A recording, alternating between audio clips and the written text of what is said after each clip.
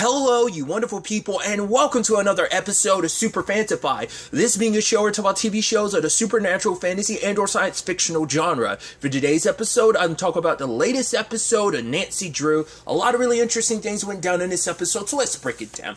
Well, first and foremost, we're picking up with the situation of, right, now we have to find the other pieces, continue our search for the other pieces of Charity's soul. In fact, Nancy goes to Jake's shop to ask questions about what was Jake's behavior like. Obviously he wasn't sleeping well. I love that line, like when obviously we were dealing with that monster that was messing with people's dreams and stuff like that, that Jake, they went back to that line where Jake was like, yeah, we're all having nightmares. Like wow, they planted that seed so early on. Interesting. So basically because of Charity's soul, like you're remembering these memories of the past, because Ace ended up narrowing it down that basically because of Charity's soul, any ancestors from Charity's soul needs to stay on this plane of existence for as long as possible. So he's looking for people who have ancestors that live to be at least 100 or something like that. So that kind of helped narrow down the field at least a little bit. But it turns out Jake was having these nightmares. He was acting erratic. He was reading a whole bunch of Bible verses and stuff like that. But I think that might have just been a byproduct of him being so scared about what was going on. I don't think it was necessarily tied to all of this. Maybe it was, but I'm wondering if it was just he fell back onto religion when he was scared and didn't understand what was happening to him, and it freaked him out. So that might have just been a byproduct of him trying to ease his own mind with religion rather than it actually being a byproduct of having Charity's soul. And obviously he became obsessed with Ryan and Nancy as well, just the Hudsons in general. And he would draw stuff on a napkin, which we know Matthew did the same thing, drawing stuff out.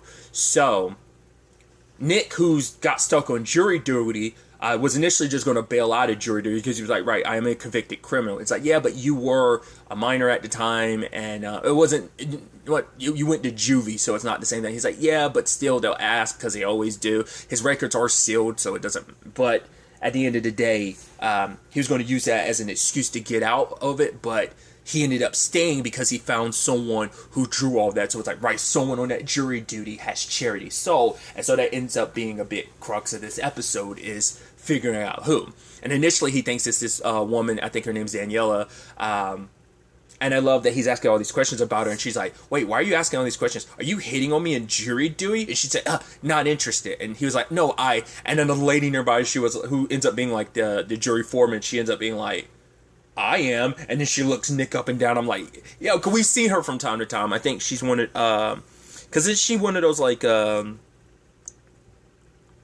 community watch people? I think she could be. I think she's one of those pillars of the community, if I'm not mistaken. We've seen her from time to time throughout the season, but so I thought that was kind of an interesting little funny moment there. But initially, they look into Daniela, and it's not her. Because first and foremost, whoever has Charity's soul is on that jury. But it turns out Daniela, for one, she was at her sister's wedding at the time of Jake's death. But it's also the fact is, she has an older sister. So if anyone's going to have Charity's soul, it was going to be her. Which that all ties in, interestingly enough, with the whole Ace situation. Because throughout the episode, he's kind of competing with Park, because whether he really realizes it or not, the entire episode, he's like, oh yeah, when it's he's like, oh, I checked on this and she fits the bill. And Nancy's like, yeah, I called Park to double check. He's like, yeah, awesome. And then he was even later on being like, maybe Park got it wrong. It's he wants to seem great in her eyes, even to the point, it's yeah, Park speaks 8 different languages. I only speak 3. I clean dishes at a restaurant. He he went to a really good university. He's an FBI pro. Ace just couldn't. He kept comparing himself of he just kept talking himself out of ever telling Nancy the truth about how he felt, because it's right, I'll never stack up to this guy. Everything this guy is great in every facet, in every way. How could I ever compare? Why would Nancy ever choose me? But it's Nancy doesn't get caught up in all that. It's yeah, I mean, 'cause in retrospect, you also know it's Nancy would never get caught. If she she likes a person and she finds him interesting, like, yeah. I mean, once again, like, Nick didn't have all that, but they dated regardless, so... But it's like, yeah, in retrospect, you're like, yeah, like, Ace is just making up excuses, because it is a thing of, like, it's not... You will always talk yourself out of a relation, like, potentially open yourself up to that, because you're always going to be... Everyone's scared of rejection. It's like, yeah, you don't want to open up your heart, especially because, like, right, their friend group is in a little bit of a complicated thing because of the whole Nick and, George thing right now, but he just keep looking for excuse after excuse. But also, it's like, if he does this, things will change. Like, what if Nancy doesn't like me? What if but Bess is like, yeah, it's messy and it could get complicated and it could be stupid at times, but love is worth it at the end of the day, But so I thought that was kind of a neat element. And circling back to the main overarching case, it wasn't until Nick and Park ended up, different ways, both ended up figuring out it was one of the other jurors, Lev, that was actually the one that's got Charity's soul. And I thought that was interesting, especially when they found the hotel that all the jurors are staying at, because Nick he manipulated the situation to put Carson and Jean's relationship on blast, which I love that. It was just a roundabout way to get sequestered so that, they could keep investigating. But I love that it's like they both get called up because this is their first time against each other in court. And obviously, like, even like, when they were home by themselves, they were going back and forth about like, oh, why this guy Peter was responsible, why he wasn't. If I'm not mistaken, and I could be wrong, the actor who plays Peter, I believe he was one of the Stonewall preps from season 4/5 of Riverdale. I think he was also on the short-lived show Deadly Class. If that's the same actor, I could be mistaken. I think that was him. But I just thought that was such an interesting case, and how much of an effect it had on... it seems like they were able to kind of, it's like, right, our relationship, we kind of put that aside. And it's like, obviously, like, rumors are spreading and gossip is spreading. Like, a lot of people have some feelings about a defense attorney and a prosecutor dating. So it is interesting. And I'm sure it does bring up its own complications, obviously, like it does here. But they were able to kind of use ammunition against each other. Of like, she was able to use like him being a little, what was the word? She was kind of trying to use his emotions against him, saying like, oh, like he's going to pull on your emotional heartstrings. And then Carson used against her like the fact that she's been working 142 cases this month alone. So using the ammunition they kind of had against each other from like their conversation earlier in the episode, I thought was kind of, I was almost worried that was going to cause an issue, but later on it seems like that's not. But we'll circle back to that, all of that, because there's a lot of angles to that to talk about. But I thought it was fascinating when they finally did nail it down to Lev. And right, the hotel is what I was getting at. I'm sorry, I got a little sidetracked. At the hotel, it ended up being the hotel that they dealt with last season with the secret patches and stuff like that. And I even love Bess doing her American accent, being like, "Oh yeah, we're sorry about the leak in your bathroom." It's like, "Oh, we talked with the court and we were able to get you a different room." And it was the room where like Nancy, Ace, and George could sneak in through that little behind the dresser passageway. And I love before she left, Bess was telling the cop, this place is haunted, right?" But luckily, they were able to track down Lev, and they told him everything. He was like, "Really?" And I love how he took it with stride. He's like, "Man, and now you're telling me, like, this creature is after me." It's like, yeah. He's like, "Huh. Wow, I always kind of figured there was, like, something more out there." But now it gives him an explanation about... Because he's like, yeah, he's been fine one moment, and then all of a sudden, he's not. Because they ended up pointing out that it seems like the death of the previous, like, owner of a piece of Charity's soul basically activates the next piece. So when Jake died, it activated Lev, and it just took a while for like the symptoms like to fully showcase themselves. Like the longer it was going on, the worse obviously his condition was getting. So I thought it was kind of a neat and interesting element they threw out earlier in the episode, because Ace was suggesting, why doesn't, it's like, Bess, we could use the Soul Splitter. And she was like, no, it's not a guaranteed thing. Like, obviously with George, that was kind of a last resort. Plus, like, obviously her lifespan was cut severely because of the whole Odette thing. So it's like we kind of had to gamble on it. This, there's no guarantee. One, we won't end up destroying a piece of Charity's soul in the process. But also, there's also the chance they may end up hurting, you know, in this particular case, Lev's soul. So it's not something they can really count on and do. So they have to find another solution around it. So that kind of removes the soul splitter. I thought it was kind of neat that they brought that up as like, oh, potentiality. But it was like, no, we can't do that. It's kind of too dangerous.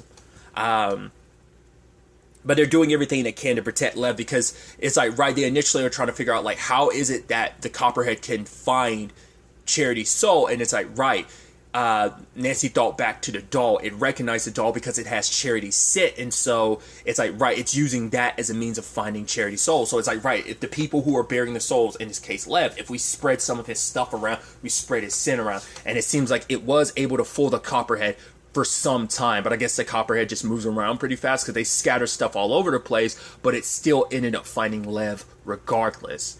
And so at that moment, it found Lev, and because of Charity and Beckett's connection, it was drawing Lev in, but luckily Bess was able to activate a spell that protected Lev, and it stopped the Copperhead long enough that it was 11:58, because it has to kill them at a very specific time. 11:57 is like when the night is at its peak, essentially.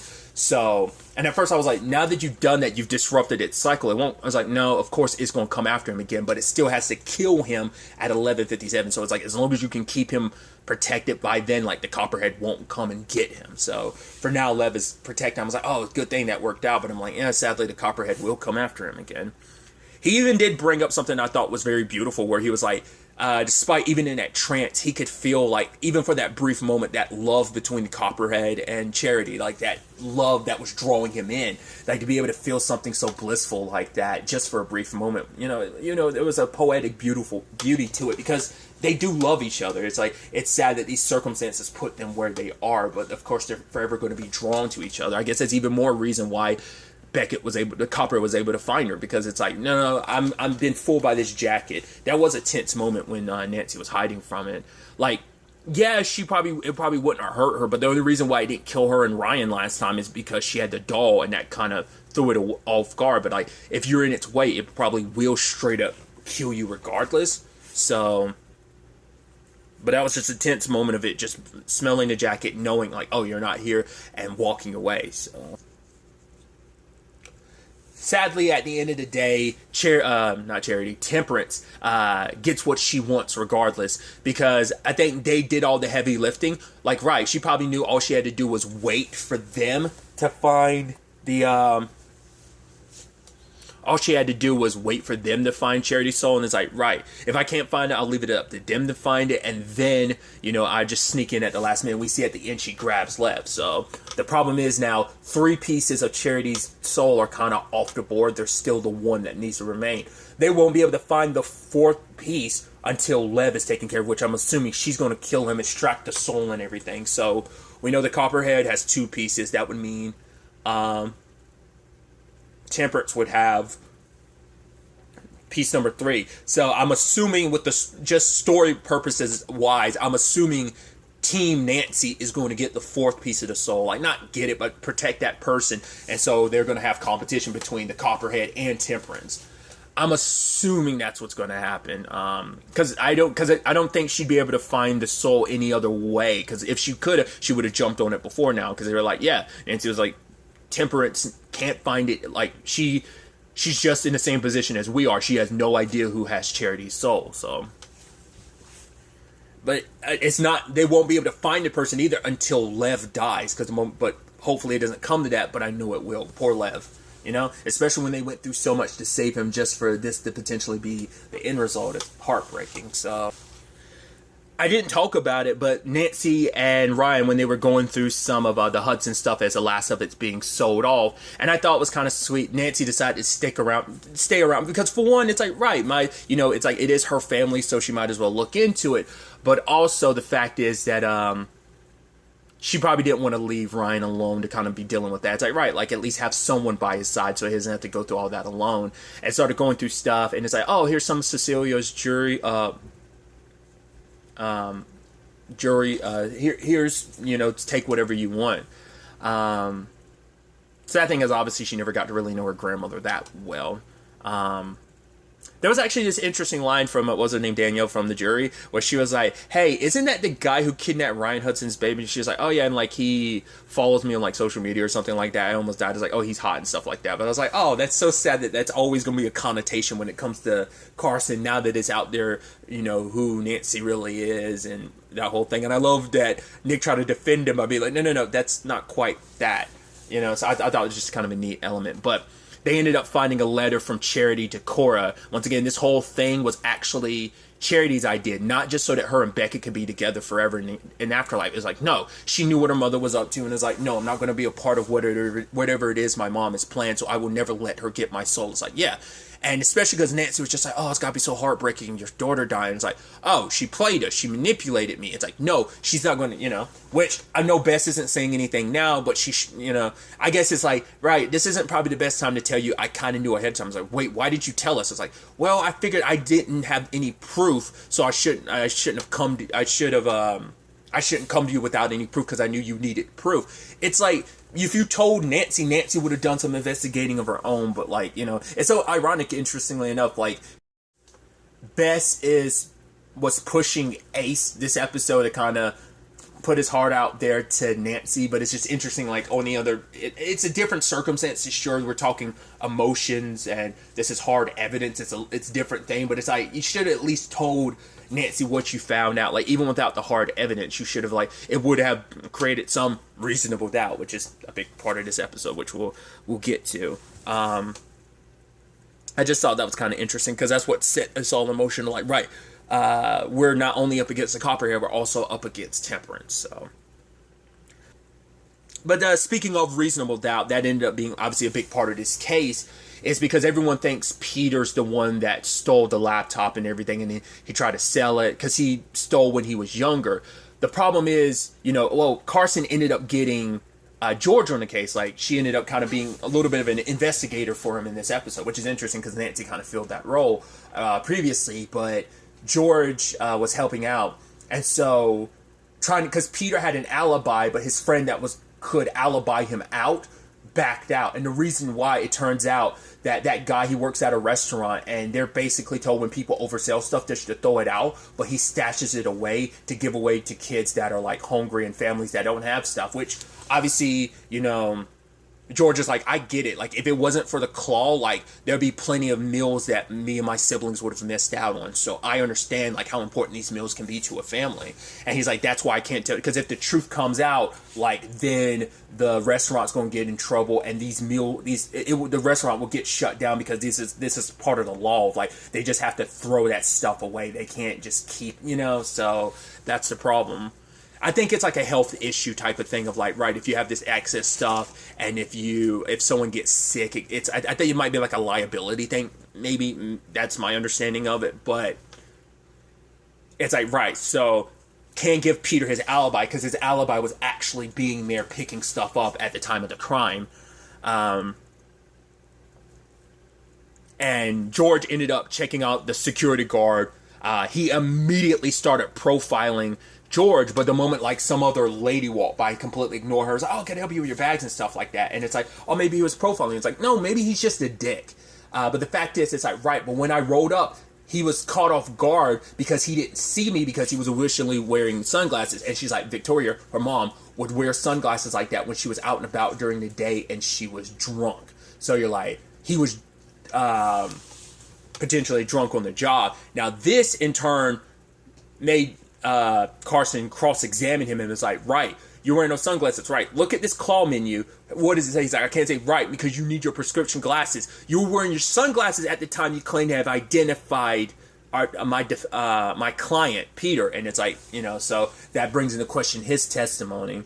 And it's interesting how this like all flows together in the case, because obviously the jury is like, oh, he's guilty, and everyone has their respective reasons why they believe him to be guilty. It's like, oh, his family is this, he's that, he's committed this. So for one, he's being labeled because of his family, because was it Daniela was like, yeah, my dad, his dad worked on my like uncle's place or whatever, and he did a shoddy job. He got paid up front and then like dipped after doing a crappy job. Oh, his family's no good. And then Nick, coming from the perspective of someone who's been on the other side of like what this could do to him. It's like, the fact is, it's like, right, your parents are a doctor? Like, what do you do? She's like, are you a doctor too? It's like, no, I run a nail salon. It's like, oh, but did you growing up have people constantly being like, oh, you're a doctor, right? Oh, why aren't you a doctor? Like, he's like, yeah, it was actually annoying. Why? It's like, but that's the point. You don't want to constantly be judged just because of actions of your parents. And it's like, Daniela was talking about like, right, I'm from the perspective of, I got kicked out at 16 and I made it on my own. It's like, yeah, you're lucky you were able to figure it out. Like, Peter just waiting an opportunity to figure it out.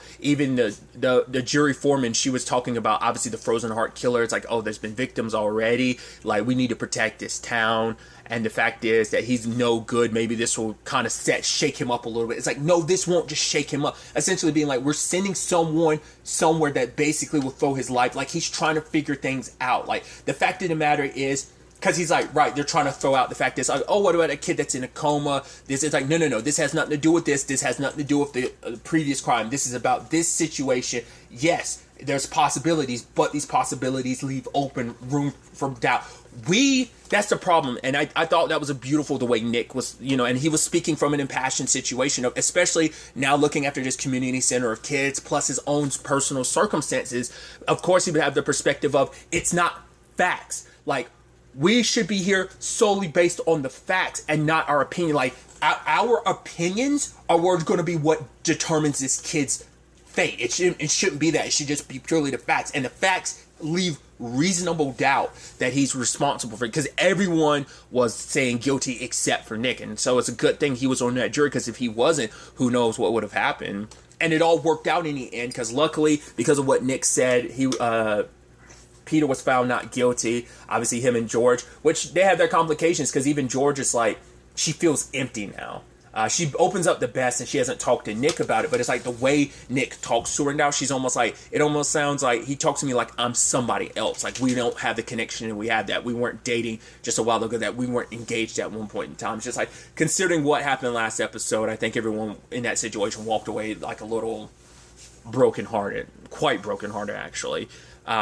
But it's like, they even brought up a line of like, wow, I can't believe Nick's able to stay so composed. It's like, I think he's compartmentalizing a lot.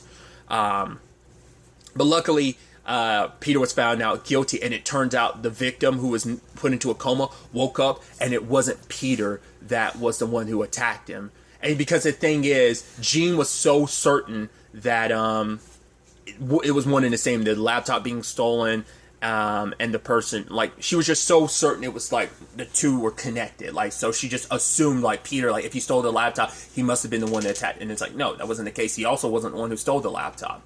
But he ID'd the person ID'd the attacker, and it wasn't Peter. And at the end of the day, Carson's like, no, you were just doing your job. He's like, we're all supposed to be impartial, but there's no way we're ever going to be fully impartial, because at the end of the day, we're human, and like, obviously we feel certain things and we believe certain things. So like, that's always never going to be 100% in contrast with being impartial, But, Jean still invites him to her sister's cabin, and he was like, yeah. So I'm like, oh, then getting away. So like, that's why I'm glad that nothing necessarily affected their relationship in that. So luckily everything worked out on that front as well. An interesting thing, too, was the conversation between Carson and George. I should really quickly add that in there, about how George talked about, like, she thought about being a lawyer at one point in time, but obviously she never had the money to, like, go there and, I've never really been a good test taker, which even Carson's like, hey, I've failed the bar the first time I took it, so, and George is like, yeah, my mom said I was good at arguing, so... she's giving it a second thought, which would be interesting to see. For now, I'm sure that she'll probably, because Carson's like, yeah, if I ever need help, she's like, you always know where to find me. I'll be around. So I think she'll probably be helping Carson, probably shadowing Carson a little bit, because her and Nick are in the process of both figuring their lives out. Of like, right, we got to live a little bit more, and hopefully they'll find their way back to each other. I think at the end of the day, it's like they just got to figure things out on their own, live a little. Figure, it's like, right, they got to grow as people. That was the whole point, like, to grow together, grow separately as people, but then they can potentially grow together. The end result could still be there, just might be a bumpy road to that. But I thought that was kind of a nice, like, little thing about George there. I thought was kind of neat, and I'd love to see potentially what will kind of happen on that front, if anything will. I think it will, considering they set it up, so. The other element to this is Bess getting Ace to finally admit how he feels. And after hearing that conversation about Charity's soul and the Copperhead, that, and Bess being like, no, tell her how you feel, he ultimately does. He's like, right, I have feelings for you. I have for a long time now. It's like, when I saw you in Park together, I felt like I should say something. And now it's like, I do. He's like, I know this is probably the worst time and it won't mean anything, but I just have to tell you, this is how I feel. And it's like, and Nancy's just stuck there like, wait, what? Like, it's a lot to process, because for her, it came out of nowhere. Because, yeah, she feels a certain way towards Ace. It's been clear for a while, but she never knew how Ace felt. It's like, it's always interesting to know how you feel about, because it's the same thing for Ace. He feels the way he does about Nancy, but he doesn't know how she feels about him. And that's always the complicated thing of, like, you have some inkling maybe, but you also don't want to be so narcissistic. You're like, oh, obviously because I like them, they like me. And it's like, no, because sometimes you get caught off guard when someone admits that they like you. You're almost like, wait, what you do? Oh, I thought that was just me. But she doesn't really have time to process that until Ryan comes over, because someone was trying to buy some of the Hudson stuff, and he turned it down and got it all back. And the person handed him a card. It was Temperance's card she had drawn, I think for Nancy specifically, the Hangman. And it was, it was like a sacrifice. And it might not have been just specifically for Nancy, but it was one of the ones she had drawn, I think, before. And it's like, wait, what does that mean? A sacrifice? Who's being sacrificed? In this case, it's Levi, sadly. So it's definitely going to be interesting to see where all this ends up taking us going forward into the next episode. Like I said, 3 pieces of the soul off the board. Well, about to be off the board. We still got that 4th and final piece. It's going to be interesting to see how this all plays out next episode. But really, that's all I want to talk about. So the next time we meet, be happy, be safe, live life to the fullest, and enjoy it. Good day and goodbye.